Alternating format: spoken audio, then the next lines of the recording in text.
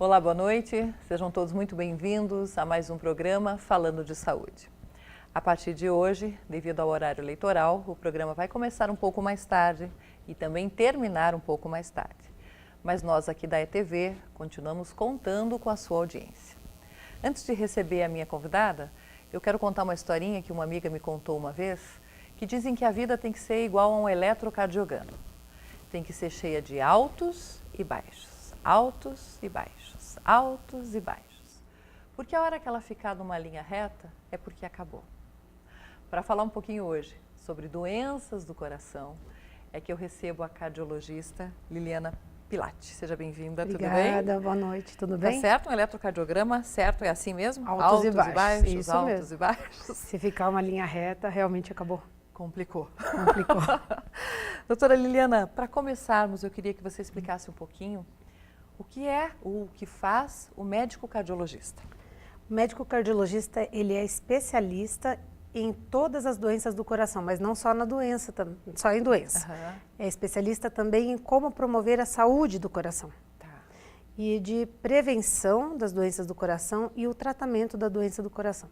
Certo. Claro, assim, existem várias especialidades, subespecialidades na cardiologia também. Uhum. Uma delas cuida de arritmia, outra cuida só de cateterismo e angioplastia, que é hemodinâmica. Uhum. Existem também os que fazem teste ergométrico, os que cuidam de hipertensão arterial, só de alteração de colesterol e triglicerídeos, que são subespecialidades. Entendi. Mas o cardiologista clínico geralmente cuida de tudo e só encaminha para o super especialista em casos mais complexos que ele mesmo queira encaminhar. Tá. Então hoje a gente pode abranger um pouquinho de tudo assim, para ter uma noção geral?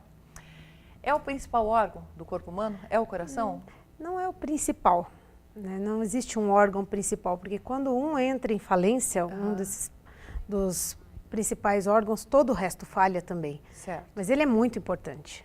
Ele mantém o nosso sangue circulando e levando oxigênio para todos os nossos outros órgãos, inclusive para o cérebro. Entendi. Então, quando o coração diminui a função de bombear o sangue, a pessoa entra numa insuficiência cardíaca, que leva à insuficiência de todos os órgãos também.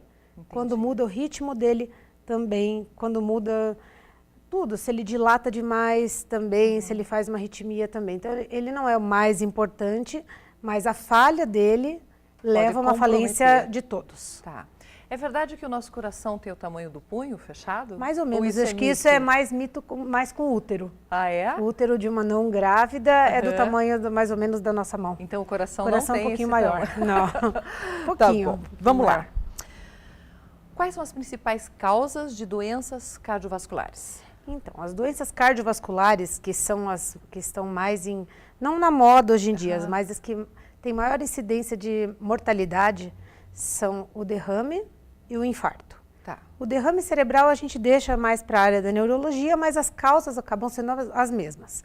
O infarto e a obstrução das artérias do coração, elas ocorrem por presença de placas de gordura nas artérias do coração e formação de coágulos em cima dessas placas e que ocluem de forma abrupta a artéria, provocando, isso é o infarto na verdade, e promovem a morte daquele músculo do coração irrigado por aquela artéria. Certo. Então, o infarto, ele é a principal doença cardíaca que mata. Então, é 50% de mortalidade na primeira hora do infarto. Então, assim, o infarto ele é provocado por essa placa de aterosclerose, que seria uma gordura depositada, que vai juntando cálcio, vai endurecendo, vai virando uma coisa, assim, uma placa como se fosse uma casca. Certo. Então, assim, as principais causas são as mesmas há muito tempo. Mudaram algumas metas de tratamento, mas são as mesmas. Hipertensão, diabetes, obesidade, alteração de colesterol, triglicerídeos, o sedentarismo. E a mais importante que a gente realmente consegue atuar é o tabagismo. Tá. Qualquer um desses fatores pode levar a um infarto? Pode, são fatores independentes. Cada um deles aumenta a chance de infarto, independente se tem outro ou não. Então, se a pessoa fumar, ela aumenta muito o risco dela ter infarto. mesmo que não tenha os outros. Entendi. Então, se tiver o tabagismo, mais a pressão alta, mais alteração de colesterol e triglicerídeos, mais obesidade, o risco fica muito alto. Maior. Antes da gente falar um pouquinho mais sobre o infarto, a gente ouve comumente assim as pessoas falarem, eu acredito de uma forma errônea, ele teve um ameaço de infarto. Não existe isso, né? Na verdade, não com esse nome. Tá. Eu entendo mais ou menos o que eles querem dizer, assim, porque o infarto é a morte do músculo cardíaco, quando fecha a artéria e o músculo começa a morrer. Certo. Então, assim, se você não fizer alguma coisa, vai morrer. Tá. Então, geralmente, ele se deve a uma oclusão, a uma obstrução total da artéria. E angina instável é uma coisa que quase fecha a artéria, mas não fecha. Não, quase fecha. Então, a artéria não está totalmente fechada. Então, o músculo está sofrendo, mas ele não está morrendo ainda. Então, a oclusão da artéria, obstrução total, é o infarto. A suboclusão, quase fechar a artéria, promover a falta de oxigênio, mas não completa, é que é angina instável. Então, a pessoa às vezes tem uma dor no peito que melhora sozinha. Certo. Ou melhora parando, ou melhora com aqueles remedinhos embaixo da língua. E tem mais uma dor daquela depois de 2 dias e passa também. E aí, depois de uns 3 dias, a dor não passa. Então, a artéria que estava quase fechando, terminou de fechar. Então, às vezes, quando a pessoa chega ao hospital com angina instável, que seria essa quase oclusão da artéria, mas que ainda passa um pouquinho de sangue, que aí a pessoa fala, eu tive uma ameaça de infarto. Ele não chegou a fazer o quadro completo do infarto, a artéria não chegou a obstruir totalmente. Entendi. Mas às vezes eles falam que é ameaça de infarto e tiveram um infarto mesmo. Nem sabem que tiveram. Não sabem. Tá, eu vou chamar de você porque a doutora permitiu. Fica à vontade. Você falou em dor no peito. Esse é um dos sintomas que a pessoa Esse está é o mais infartando? importante. Tá. É o mais importante. Assim, a gente tenta caracterizar a dor, porque assim, todo mundo tem dor todo o tempo. Né? A gente tem dor por várias causas, inclusive emocionais, tudo. Então, a gente tem que conseguir pelo menos diferenciar o que é a dor de uma alteração na artéria do coração e o que é outra dor. Às vezes não dá para diferenciar, nem o médico que está vendo consegue diferenciar sem os exames. Mas a dor do infarto e da angina, elas são iguais, só de intensidade às vezes diferente e de duração diferente. Então, a dor do infarto ou da angina, ela é uma dor opressiva, forte, e a pessoa não consegue localizar. Ela não consegue dizer, está doendo aqui, aqui, aqui, porque a dor, na verdade, que ela sente não é exatamente na caixa torácica, é uma dor irradiada no coração. Entendi. Então, ela não consegue pegar a dor. Geralmente, a pessoa faz aquele sinal, assim. Então, uma dor, ela é difusa, fica mais no precórdio mesmo aqui, mas forte, intensidade, e pode ter irradiação. Dependendo da artéria obstruída, a dor pode vir para a mandíbula, para os braços, não precisa ser o braço esquerdo, porque o coração fica no centro, né? Assim, então, a dor é irradiada, na verdade, o braço dói, mas pode doer o outro, pode doer o punho, pode doer as costas, né? Pode doer... A mandíbula é uma coisa interessante. Tem gente que passa vários dias achando que está com dor de dente e está infartando. Olha que eu nunca ouvi falar, doutora, disso. Pois é, numa artéria chamada descendente anterior. Uma dor insuportável. Dor aqui, assim. Mas a dor... E ela pode acontecer na mandíbula sem ter dor no peito também. Entendi. Pode só irradiar para cima. Só irradiar e não ter dor no peito. E dor no estômago.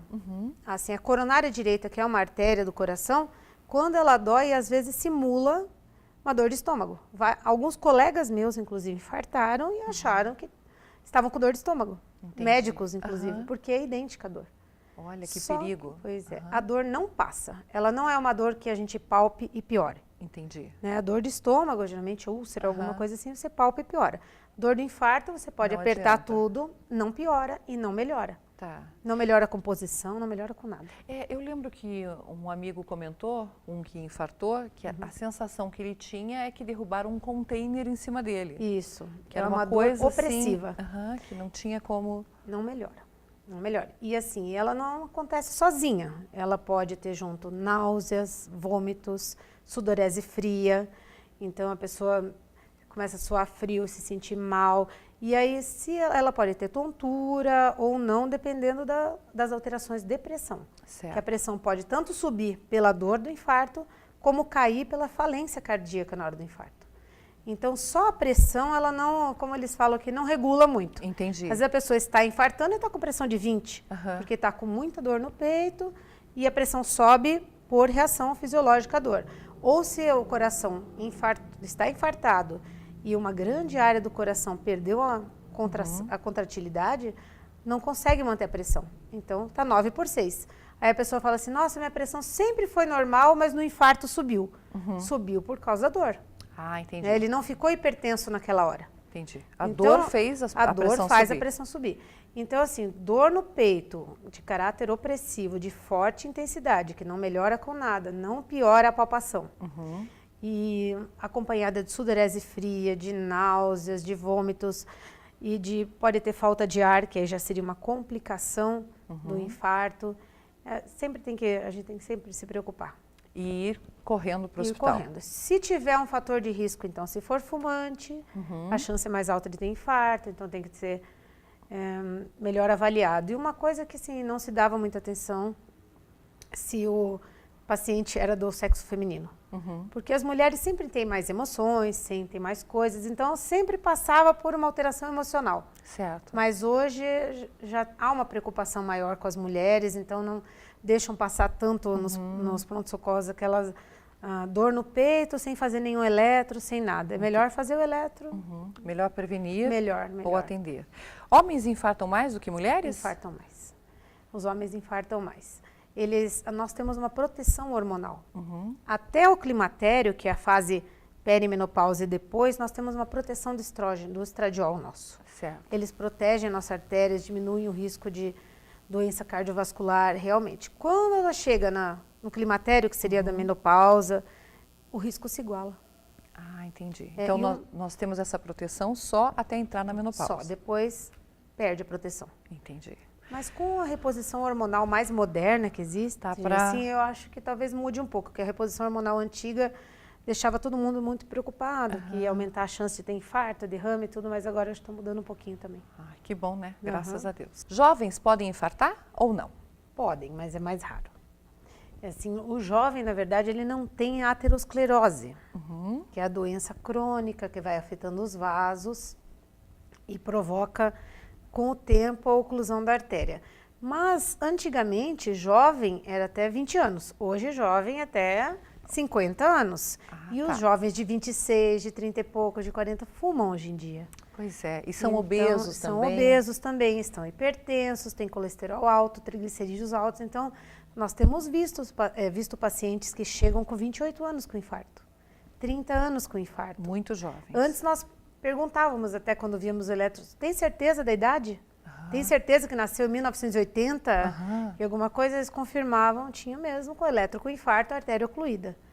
E também existem as vasculites, doenças sistêmicas que podem ocasionar infarto, mas aí são situações específicas, mas em relação somente à idade, a hipertensão, a obesidade e principalmente o tabagismo tem aumentado muito a incidência em jovens. É verdade ou mito, já que estamos falando dos jovens nesse momento, quando eles saem para festas, para baladas, etc., além de beber e fumar, tomam os famosos energéticos ou aqueles, eu não posso falar no ar a marca, vou falar, Red Bull.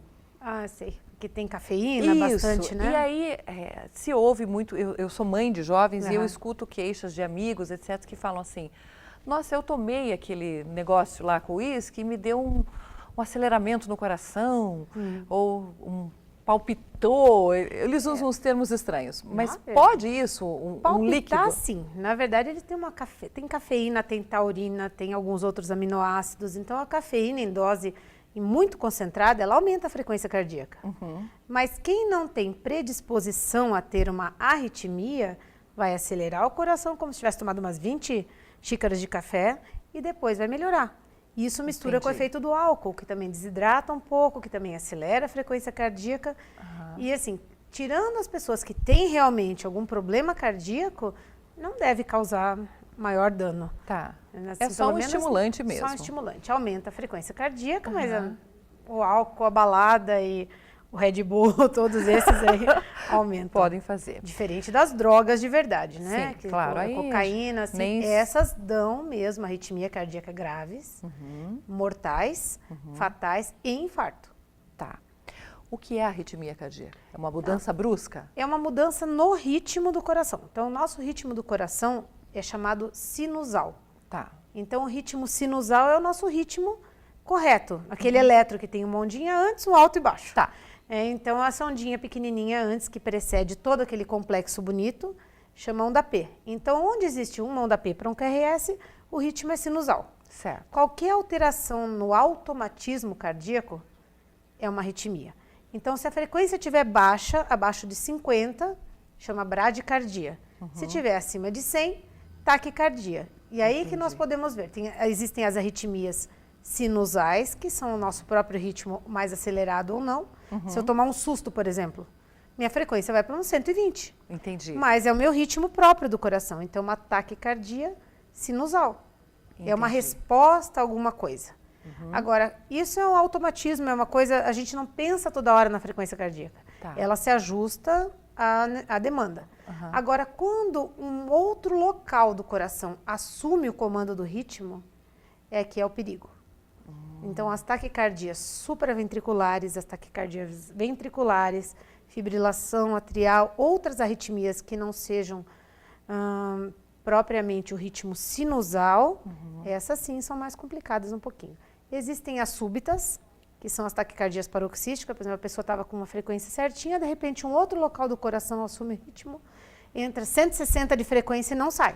E não é o ritmo sinusal, tem que ir para o hospital reverter. Ah, tá. Então isso pode abaixar a pressão demais, porque o coração não está acostumado a trabalhar naquele ritmo, né? E existem as arritmias em pessoas com coração normal, que geralmente são bem toleradas, e as pessoas que têm miocardiopatias, que são as doenças do músculo cardíaco, com dilatação do coração, tudo, e que tem as arritmias potencialmente fatais. Entendi. Que aí é um cuidado todo especial especial para quem tem isso realmente. Entendi. É o Holter que mede a É o arritmia, Holter, né? Eu já fiz esse exame. Holter é ótimo. É bom, né? Porque ele mostra, assim, as diferenças que muitas vezes passam imperceptíveis. Tem gente que tem que sente muito qualquer arritmia. Sente até uma extrasístole, por exemplo. A gente tem uma batidinha, tum, tá, tum, tum. Tem gente que sente isso, mesmo sendo benigno, não é fatal, não acontece nada, mas a pessoa sente o mal-estar o dia inteiro com aquilo. E tem gente que faz arritmias complexas durante o dia e não sente nada. Entendi. Às vezes tem só uma tontura, às vezes não tem nada, com o coração dilatado. Então, a gente acaba pedindo o Holter bastante para tentar diagnosticar as arritmias que a pessoa sente e tentar pegar aquelas que uma pessoa que já tem um problema de coração não percebe. Entendi. Que se a gente tratar, evite talvez a morte. Bom, nós estamos conversando aqui hoje sobre doenças do coração. Eu tenho que chamar mais um intervalo, mas você pode enviar sua pergunta para a doutora Liliana Pilatti através do SMS 9916-8456 e prometo que no próximo bloco já começo a fazer as perguntas que vocês estão nos enviando. Um intervalo rápido, 2 minutos e a gente já volta.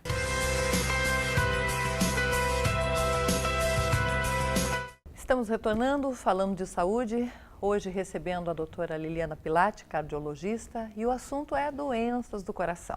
Agora a gente começa a responder as perguntas, doutora Liliana, por favor, que já chegaram várias aqui, e eu quero começar com essa. As mulheres que tomam anticoncepcionais têm mais chances de ter problema cardiovascular? Então, na verdade, os anticoncepcionais mais antigos, eles tinham realmente uma dose de hormônio muito mais alta. Esses mais modernos não têm. Então, o principal problema da mulher que toma anticoncepcional é se ela fumar. Tá. Que aumenta não a chance só de ter infarto, aumenta a chance de ter uma trombose, um coágulo nas veias da perna, um derrame cerebral, mais do que infarto ainda. Então, hoje em dia, as pílulas estão muito boas. Estão com uma dosagem hormonal baixinha, quase não tem efeito colateral. Então, se associar a pílula ao cigarro, aí realmente aumenta muito a incidência. O risco fica muito maior. Mas só a pílula, sim, com exceção das mulheres que têm alguma alteração genética que favoreça a formação de coágulos, a gente quase não vê. Tá, então não é... Não. Antigamente, talvez, né? As doses hoje bem mais altas, já não mas dá mais. Que era muito hormônio mesmo. Tá. Fumar cigarro light causa problemas no coração? Cigarro light seria Marlboro light, essas coisas assim? Não sei, deve ser. Porque assim, cigarro light... Cigarro é cigarro, né? Eu não sei se existe, eu não conheço cigarro light. Eu acho que deve ser Marlboro light, Deve uma ser. coisa, esse filtro branco, amarelo, né? Causa a mesma coisa. Cigarro é cigarro, né? Cigarro é Independente. cigarro, causa Acho a que mesma coisa. O que muda é só a concentração de tóxicos, enfim. Vamos lá. Eu acho que causa a mesma coisa. É, né? Bom, pedem para falar um pouquinho sobre colesterol, que é um dos fatores de risco também para doenças cardiovasculares, né? O que é o colesterol, para começar? O colesterol, na verdade, é um tipo de gordura, é um lipídio que o nosso fígado produz. Certo. Então, ele produz o colesterol bom, o colesterol ruim e os triglicerídeos. Tá. São todas gorduras. Então, nós precisamos do colesterol. Toda a nossa parte motora, nosso músculo, tudo usa gordura o tempo todo. Então, nós precisamos do colesterol. Mas, quando ele é produzido em excesso, ele pode se depositar nessas placas. Tá. Então, o colesterol total, nós não podemos fazer o exame e dar uma olhada só no total. A gente tem que diferenciar o que é o colesterol bom, que protege o nosso corpo, e o que é o ruim. Então, o colesterol bom é o HDL colesterol. Certo. Esse é o colesterol bom. Esse tira a gordura das artérias, da periferia e leva de volta para o fígado. Tá. E o ruim leva o colesterol e se Deposita. deposita. Tá. Então, a pessoa às vezes vê que tem um colesterol lá 240, mas não vê quanto tem de HDL. Então, se ela tiver 80 do bom, é muito bom. Então, ela tem bastante, mas é do colesterol bom. Entendi. Então, a gente usa uma fórmula para poder calcular o colesterol ruim, que é o LDL. Então, a gente usa triglicerídeos, usa a fórmula o colesterol total e a gente calcula. Então, quando a pessoa tem o colesterol ruim, muito alto, tem um fator de risco a mais para doença coronariana, que seria infarto, angina e derrame também. Quando ela tem o colesterol que seria bom, mas muito baixo, e os triglicerídeos aumentados, é outro fator de risco.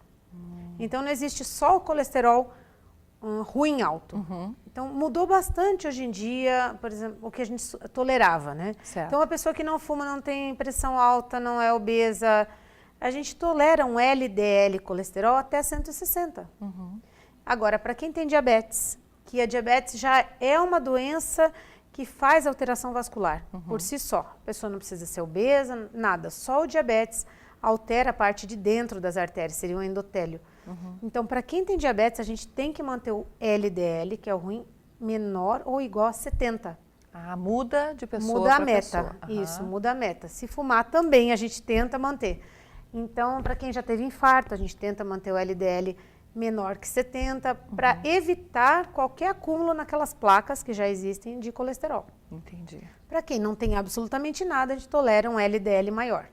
E os triglicerídeos também. Assim, lá no livro está bonito, até 150 é ótimo, né? Mas é muito difícil ver alguém que tenha 150 hoje em dia. Sempre tem 190, 200.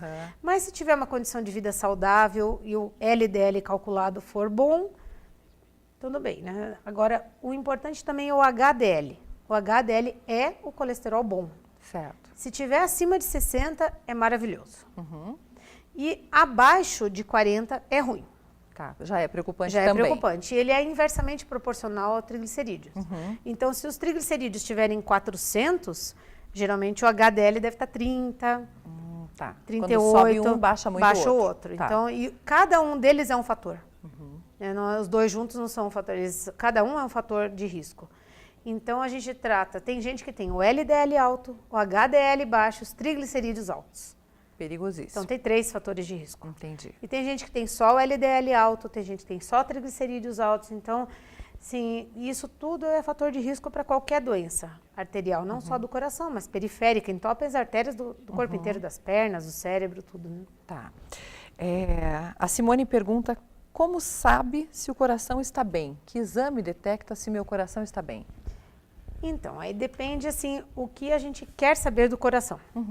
Por exemplo, se a pessoa é jovem e não tem sintoma nenhum, mas é bem jovem, não tem sintoma nenhum, não há necessidade de fazer vários exames, só eletrocardiograma, não fazer ecocardiograma, fazer nada, tipo um check-up cardiológico, Entendi. sem sintomas, sem fator de risco, realmente não faz tanto sentido assim, né?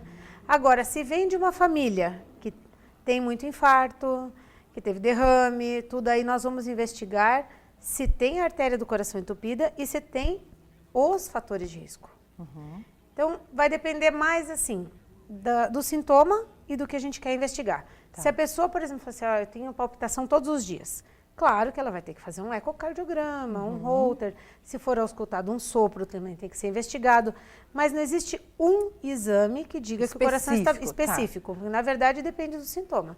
Se a gente quiser ver a parte estrutural do coração, um ecocardiograma. Tá. A parte elétrica, um eletrocardiograma, e se precisar um Holter, e tem os outros também. E a parte funcional, que seria a viabilidade do músculo, se as artérias estão obstruídas ou não, temos o teste ergométrico, o ecocardiograma de estresse, cintilografia, ressonância. Aí vários outros exames Então, diferentes. na verdade, depende da indicação. Se ela tem dor no peito, é uma linha. Se ela tem arritmia, se tem palpitação, é outra linha. Se a pessoa tem desmaios, que são síncopes também, é uma outra linha. Tá. Dependendo de cada caso, é um exame diferente. E se chegar aos 40 e poucos anos, 50, aí a investigação é sempre para insuficiência coronariana, que seria angina, infarto. Tá. Todo ano. E se for diabético, com mais frequência. Aí acelera mais ainda Acelera a doença. a doença. Tá. Pergunta para a doutora Liliana se coração dói. Coração dói. Dói? Coração dói. Não só de amor. E de amor também. De amor também. Existe uma síndrome chamada Takotsubo, que é uma síndrome que há uma morte nos músculos do coração, como se fosse um infarto, sem ter aterosclerose. Então, a pessoa ou assim, sofre uma decepção muito grande, ou a perda de um ente querido, ou alguma coisa muito horrível, assim, acidente na família, tudo, passa a ter dor. Às vezes não fuma, não tem nada, não tem pressão alta, não tem nada, vai fazer um eletrocardiograma, está com infarto. A gente faz o cateterismo, que nós fazemos lá no hospital, e a artéria às vezes está aberta e o músculo do coração, naquele pedaço, não contrai. Ela faz um infarto sem doença aterosclerótica. Só vasomotor, só de circulação coronariana, microcirculação de descarga de adrenalina demais faz. Mas daí como trata? Porque só remédio. Porque o cateterismo tem a função de desentupir as veias, não? O cateterismo é só para diagnóstico. Só para constatar o exame. Isso, o cateterismo que tá com um problema. exame diagnóstico. Isso, a gente injeta contraste nas artérias do coração e filma em várias projeções para procurar as obstruções. Entendi. O que desentope é angioplastia.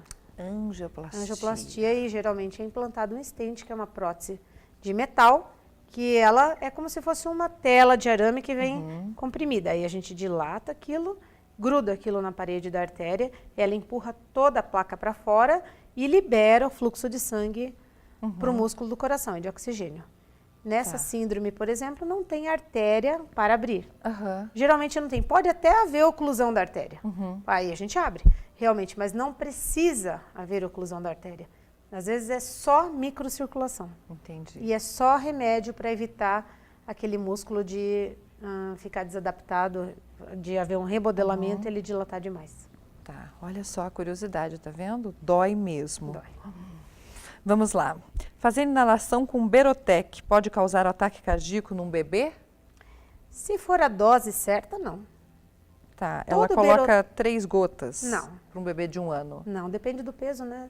Eu não me lembro muito bem se é uma gota para cada 7 quilos, não me lembro. Tá, mas tem uma medida certa. A dose correta, claro que pode aumentar a frequência, porque ele é um beta-agonista, ele aumenta a frequência cardíaca mesmo, né? Mas, assim, é muito pior ficar com falta de ar por asma, por doença pulmonar crônica, tudo isso, do que usar o Berotec. Agora, acelerar, realmente ele acelera um pouco, mas se for usado na dose correta, não tem perigo. Sempre seguir a prescrição do seu médico, né? Não Nunca aumentar, porque é perigoso sim. Bom, vamos falar um pouquinho sobre pressão alta. Quais os fatores que fazem com que a pressão se torne alta? Porque existem pessoas que vão até uma certa idade com a pressão normal e com o passar dos anos começam a ter um aumento significativo na pressão. O que isso? Então, o que é isso? A hipertensão arterial, ela é uma doença vascular. É uma doença vascular sistêmica, ela é generalizada.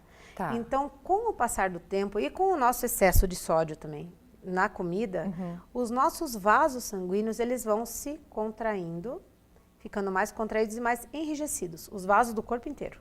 Tá. Então fica mais difícil, tem várias teorias, né? Fica mais difícil para o coração passar o sangue por ali. Então acaba realmente tendo que ter mais pressão para passar. Vão se contraindo e essa constricção dos vasos influencia também na pressão diastólica. Então aumenta a pressão diastólica. E o excesso de líquido acumulado pelo sal aumenta a pressão sistólica. E o enrijecimento de tudo, o sobrepeso, tudo isso aumenta a pressão como um todo. Ninguém sabe o gatilho do início da hipertensão. Ah, tá. Ninguém sabe como começa a hipertensão. Só sabe depois que começa que a pessoa está hipertensa.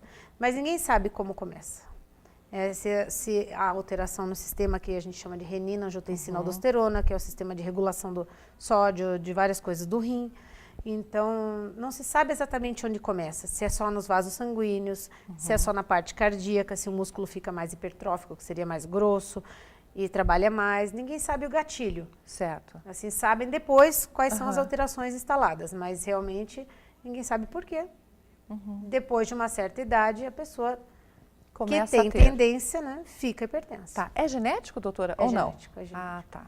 Quem tem pais hipertensos tem muito mais chance de ter Mais hipertensão. probabilidades. E se ficar com sobrepeso, então aí aumenta. Pior ainda, né? Bom, a gente já viu vários fatores, que são fatores que podem aumentar o risco de doenças cardiovasculares. E uma delas é o sobrepeso, que a gente fala aqui, e não só para problemas cardiovasculares, mas para uma infinidade de problemas que pode ocasionar. Uma das soluções que as pessoas buscam são remédios para emagrecer.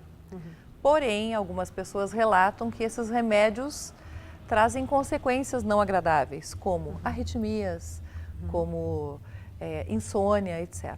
Como compensar isso, doutora? Como conseguir emagrecer e manter? Então, assim, remédios, na verdade, assim, eu sou contra a suspensão total e tirar tudo do mercado, porque remédio é remédio. Remédio para hipertensão também tem efeitos colaterais, tudo, né? Eu acho que tem que tentar adaptar o remédio. Claro que as anfetaminas que foram proibidas, elas aumentam a frequência cardíaca pelo próprio mecanismo da droga. Aumenta a frequência cardíaca, pode aumentar um pouco a hipertensão, podem dar insônia, mas tem gente que se sente bem com aquilo e consegue emagrecer. Então, tem que ver cada paciente. Se o benefício da perda do peso for maior que o risco da droga, vale a pena. Entendi. A sibutramina, que é uma droga que muita gente tem medo, o efeito na pressão alta a longo prazo é bom, porque diminui a pressão. No começo, claro, se a pessoa não tolera a medicação, não dá para tomar. Certo. Mas se ela tolerar e subir um pouquinho a pressão, no final do tratamento, aquilo vai ser compensado pela diminuição do sobrepeso e pela redução, às vezes cura a hipertensão, porque não era uma hipertensão relacionada ao sobrepeso. Entendi. Né? Não a hipertensão instalada que realmente a gente não consegue curar. Mas quando a pessoa ficou hipertensa pelo sobrepeso e toma uma medicação que reduz e se mantém com peso normal, eu acho que vale a pena. Existem alguns remédios que foram abolidos, inclusive da Europa, dos Estados Unidos, mas que não existem no nosso mercado e nem mais lá para comprar, que foram associados com problemas de válvulas cardíacas. Mas os que existem hoje aqui, e que existem para comprar nos Estados Unidos, fentermina e vários deles não têm esse problema. Realmente aceleram o coração, podem dar insônia, mas eu acho que como toda medicação, se a pessoa não tolera, o médico troca. Entendi. Ou acha, se a pressão subir um pouco, mas ela estiver emagrecendo, vale a pena tratar com um pouquinho mais de remédio a pressão até que ela melhore. Entendi. E assim, existem vários remédios novos dos Estados Unidos. Tem Contrave, Kinexia, que são misturas de topiramato, com bupropiona, com outras coisas que não são remédios feitos para obesidade, mas que demonstraram uma grande perda de peso. Que ajudam, né? Que ajudam. Que então, são antidepressivos, são estabilizantes de humor, são até anestésicos, analgésicos, outras coisas assim que eles foram usando com o tempo e viram que funcionam bem para a perda de peso. Entendi. E que conseguiram manter a perda de peso por mais tempo. Então, aqui no Brasil, realmente está tudo proibido, mas assim, com a epidemia de obesidade que a gente tem aqui, acho que vale a pena ter na manga assim, alguns remédios para usar.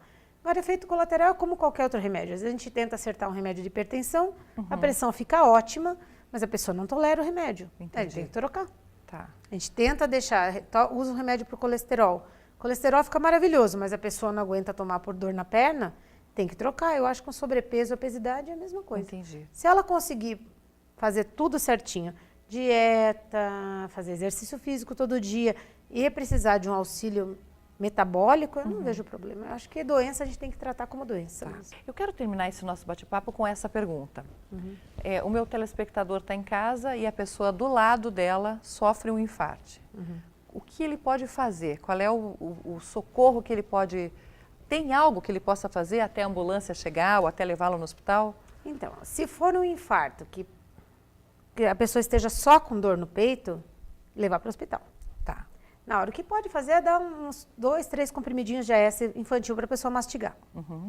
Mas quanto mais rápido chegar ao hospital, melhor. E mais rápido for recanalizada a artéria, porque o tratamento do infarto é abrir a artéria do coração, com angioplastia. Também existem os trombolíticos, mas como aqui na cidade a gente tem realmente a hemodinâmica fica funcionando 24 horas, se chegar com infarto, por exemplo, no Hospital Bom Jesus, a gente abre na hora. Entendi. Desculpa, eles chamam e a gente abre na hora. Então, quanto antes chegar ao hospital, melhor. Claro, se a pessoa desmaiar, alguma coisa, tem que chamar o SAMU, realmente ir. Agora, deixar a pessoa ir sozinha para o hospital não pode. Tá. Pode fazer uma arritmia no meio do caminho tudo. Então, o que precisa nessa hora da dor no peito é de rapidez. Chegar rápido ao hospital, falar que está dor no peito, aí é feito eletrocardiograma, sempre tem um médico de plantão no pronto atendimento que vai ver se a pessoa tem infarto, que é uma alteração do eletro chamada infarto com supra, se é sem supra, e com supra é chamada a equipe de hemodinâmica na hora para fazer o cateterismo, ver que a artéria está fechada do coração e se há possibilidade de abrir na hora ou não. Entendi. E geralmente a gente consegue abrir Que na bom, hora. né? Graças a Deus. Olha, eu adorei esse nosso bate-papo aqui. Obrigada, também. Acredito que a gente esclareceu a dúvida de muitas pessoas. Se me permitir, vou incomodá-la mais vezes, porque ficou muitos assuntos, né, para a gente conversar aqui. Cada assunto tem vários são diversos, né? Eu quero te agradecer muito. Eu que agradeço. E com certeza incomodo você logo, logo de novo, tá bom? À vontade. Muito eu que obrigada. agradeço. Obrigada. Olha, gente, hoje você teve o prazer de conhecer um pouquinho mais a cardiologista, a doutora Liliana, e eu espero que você tenha esclarecido algumas dúvidas. Mas já deu para perceber que não tem segredo. Boa alimentação, atividade física, parar de fumar e cuidar da sua saúde. Isso é um alerta que o programa faz a todos que estão assistindo em todas as cidades e em qualquer idade. Boa alimentação, atividade física, não fumar, e ser feliz, porque coração dói, coração machuca. Obrigada, viu, doutora? Eu que agradeço. Bom, eu termino o programa de hoje agradecendo muito a sua audiência, a oportunidade de entrar aí na sua casa, agradecendo a equipe da ETV, que faz o programa acontecer, ao Armazém do Marceneiro e a Ideato Acrílicos, que decoram o nosso estúdio, e convido você a ficar ligadinho na nossa programação. Semana que vem, logo depois do horário eleitoral, tem TV falando de saúde. Fiquem todos com Deus, saúde e paz. Tchau, tchau.